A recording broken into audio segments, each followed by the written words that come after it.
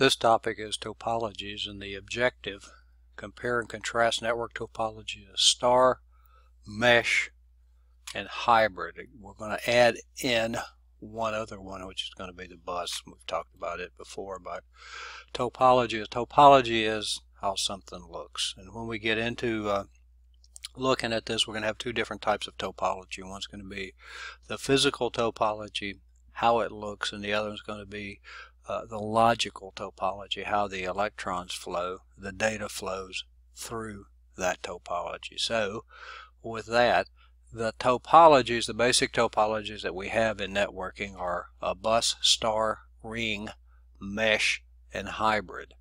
Bus we've talked about. Star is going to have a central device, and a ring goes around in the ring. A mesh, everything's connected to everything else. Now hybrid, when we use more than one of the topologies, we have multiple topologies in a network. So the bus, one of the originals, actually the original network topology, all are connected together. This actually probably represents, and you get a little bit better look at maybe what a T looks like, a BNC, a British National or British Naval connector. You kind of get a pick what you want that to stand for. And then at each end of this piece of coax here, coaxial cable, is a terminator, which is a resistor. It's at the ends to absorb any excess signal so that it doesn't get bounced back and forth. Electrical signals will bounce if they hit an end at just the wrong wavelength. So we have this piece of coax here, and this demonstrates, I think this would be a hub in here, demonstrates that, we'll go down here to this one, that everything's connected to everything else. So we put a signal onto the bus and everybody hears it. The way that we know that it's to us is we look at the packet, the computer look at the packet and look to see if it's our MAC address, our media access control address, our layer 2 address. So one of the originals, all are connected together, all transmissions to all stations, and then a failure of a bus is a failure for all. In other words, if something happened here, say somebody came in and disconnected, and students love to do this to us. This is the first network I worked on, was this, except instead of having hubs here, we had computers connected. Somebody would come in and loosen the BNC connector here so that it looked like going to a machine that it was connected physically, but it wasn't electrically connected. When that happened, this whole bus, this whole segment goes down. So disadvantage of that, and then when we get into the centralized units, not going to be an issue, and it must be terminated. Actually, everything's terminated. Some of them are self-terminated when we get into the switches, into the bus topologies of these.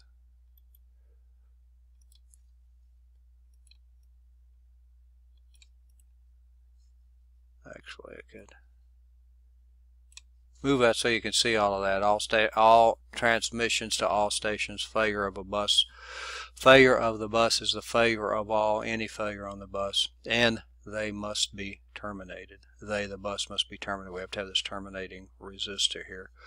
Star topology, a little bit better. Switch or a hub here, it says. We want it to be a switch. Hub we really don't want to have in our network, but we have a central device here. So a failure of any of these individual ports is only going to affect the one machine. If nothing happens, then we may want to look at the device itself. Has it failed? A little story, years ago we had an instructor, who was a math instructor, who for some reason was doing a network class, or in a room working with the network.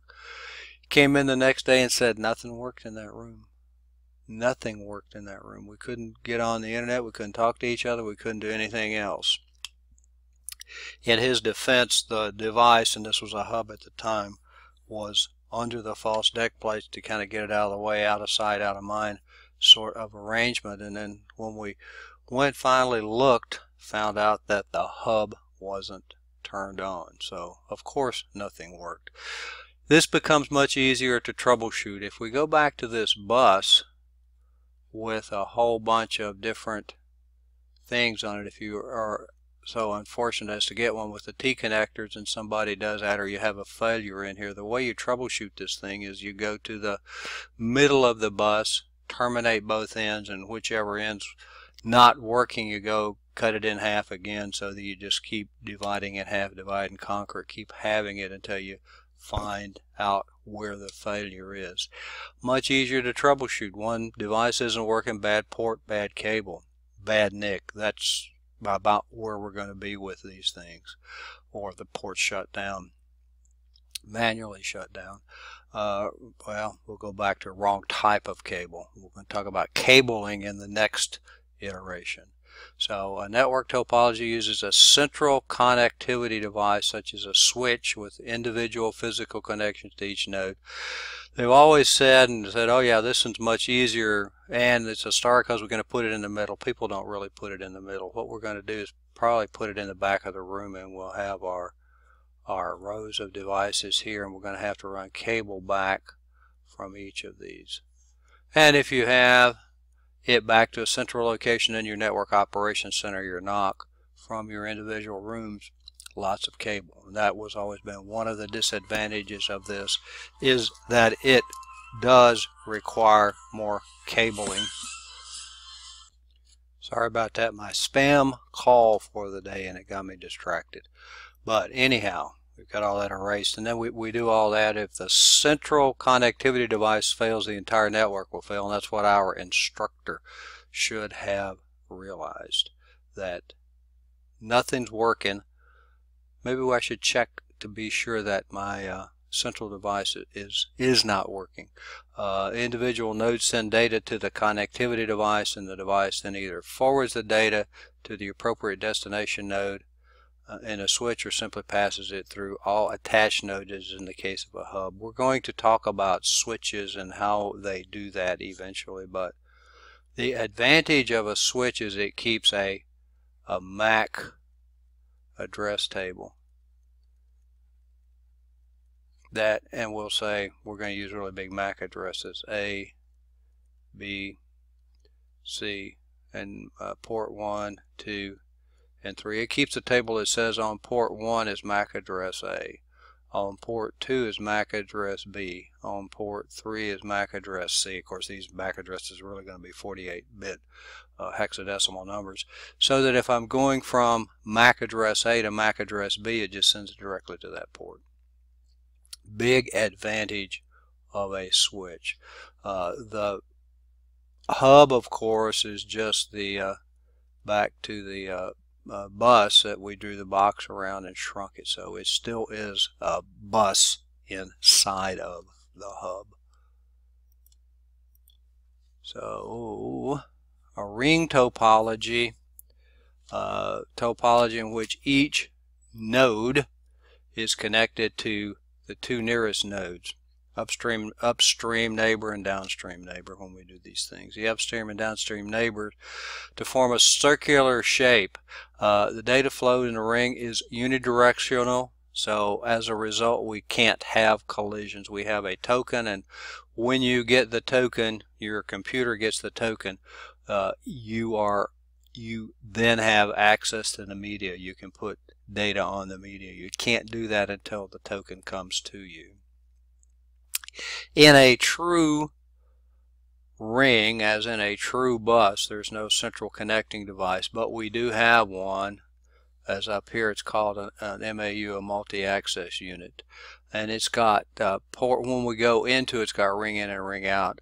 When we look inside here, I got another image here in a few minutes that maybe will make a little more sense, but when we go into one of these nodes, we have 8 wires in an RJ45, 2 of them transmit, 2 of them receive. So in the node we're going to have wires that go into what's called a ring in and the other one a ring out.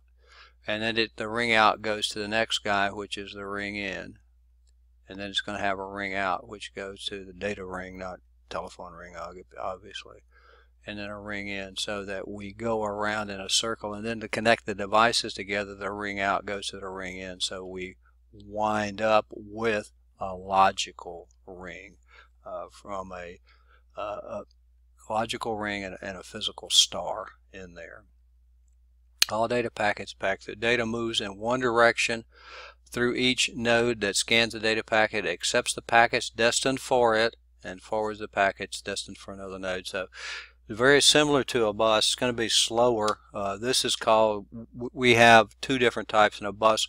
We call it probabilistic because you're probably going to get on. And in a ring, it's going to be deterministic because you are eventually going to get access to the media when the token comes to you. Kind of the way I like to think about it is if we have a stop sign or a stop light.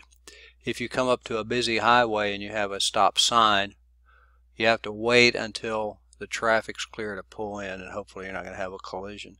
And you're probably going to get on. It may take you longer because of the amount of traffic that is on the highway. If we come up to a stop light, then we have to wait for the light to turn green, but we know it is eventually going to turn green. We're going to get onto the highway. So deterministic and probabilistic. Bus, probabilistic. A ring is a deterministic arrangement. A mesh topology is a mesh. Sometimes in me call a mess, but network topology, which every node is directly connected to every other node. So we have an awful lot of redundancy here, and that's what it's for. You're probably not going to set up your LAN in a mesh, but if you have some high value servers, you may do that. Or if you have, and we'll go into a wide area network, we have some high value locations, we may do that. So everything's connected to everything else. It allows each node to communicate with multiple nodes at the same time. It also allows, we have this connectivity here. If this connection goes down, we still have other paths to get to this switch. So that is one of the advantages of the mesh, is the redundancy that's available in it. No congestion on the network, and the data travels very fast because all nodes have dedicated links to all the other nodes. Extremely reliable. No node can be isolated from the network. Even if we have two of these guys go down, we still have alternate paths to get from one location to the other. Difficult to implement and maintain because of the number of connections in this formula down here, n times n minus 1 over 2. So this has got 4, so we do 4 times 3 over 2, 6 connections, and we go 1, 2, 3, 4, 5, 6. Not so bad. Let's say that we had 6 of these guys, so it'd be 6 times 5, which is 30, over 2, which is going to be 15 connections. Eventually you're going to run out of places to plug things in. So we need to find, and we'll talk about topology,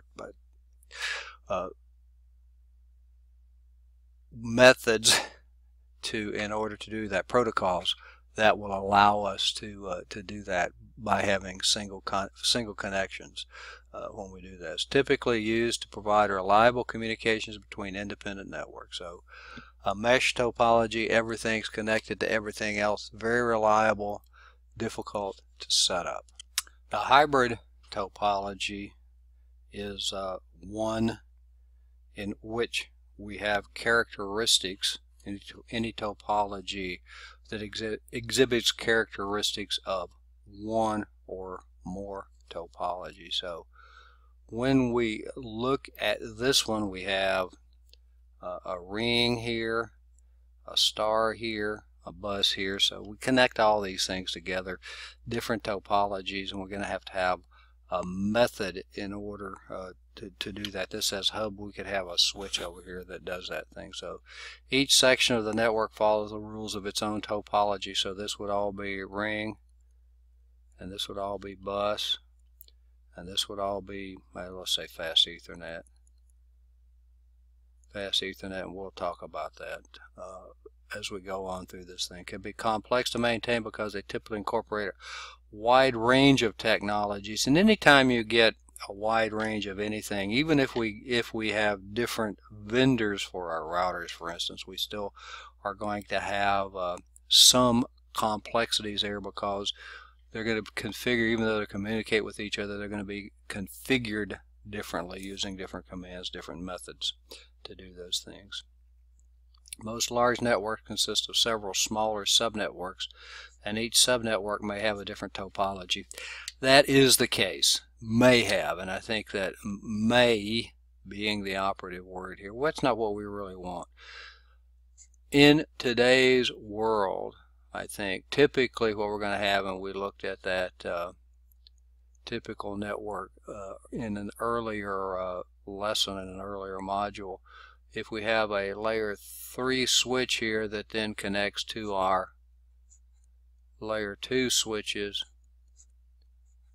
layer 2 and layer 2, and the layer 3 switch is then going to be able to forward data from each of these, and we will get to those through the course when we do layer 3 switches and switch virtual interfaces. Good terms here that we will get into. Actually, I think they're part of ICND too, but we will get to them. But typically we're going to do this. We don't want to have something like this because they do become much more difficult to manage. A ring topology, ring requires a whole lot more management than a fast Ethernet. A switch, if we want to put another computer in a switch network, in an Ethernet network, we have these many, we want another one, you plug it in. If we do a ring, we have to go enter it into the ring and do a lot more configuration with it. The types of network of hybrid technology: star bus, star of stars, star ring, when we look at those topologies. So what we have here, let me go down here, how it looks, and some of this stuff shifted on me, is we got a physical topology, I know where those goes, a physical topology up here, how it looks, and a logical topology, how the data flows.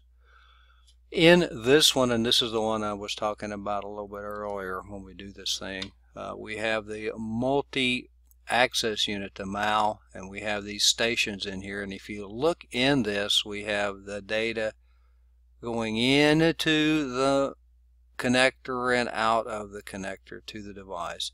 So we go around in a ring when we do these things, and here we're going around in the ring. So eventually we're going to see, we go in, around, and back into the device and back out of the device, and in and around, and here we go. We're going to go in this way now. We're getting there. We're going. Let's see if I can do this. I think that pen may be a little thick, but we go around and around. So we have our physical star and our logical ring in this. In the hub, we've talked about it before. We take the bus, shrink it, put it in a box, have RG45 connectors, and we have a physical star and a logical bus. In this one, we have a physical star, the multi-access unit, and a logical ring in it. I guess I'll erase that, would work better. Summary: the topologies that we looked at: the bus, everything connected to everything else; a ring, more difficult to configure. Circular, I have an upstream neighbor and a downstream neighbor, they're connected to each other, and we actually go in a ring. A star, a central management device, a central device, a switch or a hub would be a device there that everything connects to the central device.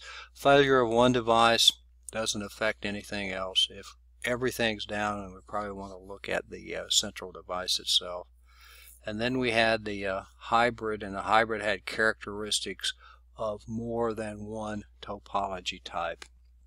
Physical versus logical. The physical was what it looked like, and then the logical is how the electrons flow. The next topic that we're going to be looking at is cabling. We're going to talk about cabling for a little bit. So I'm going to quit for now and go on to objective 1.6, which is select the appropriate cabling type.